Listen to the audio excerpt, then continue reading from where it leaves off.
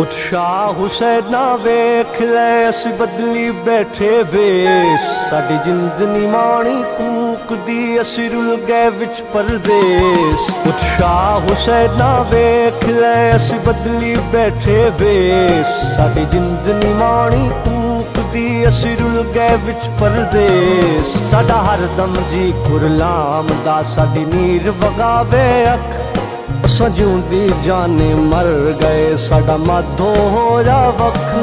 सानू सप समेदा डंगदा सानू पल पल चढ़दा जहर साडे अंदर बेले खौफ दे ते जंगल बन गए शहर।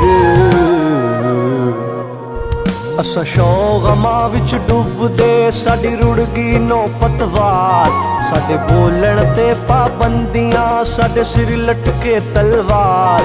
असां ने ना देखू गेड़ के किती वत्तर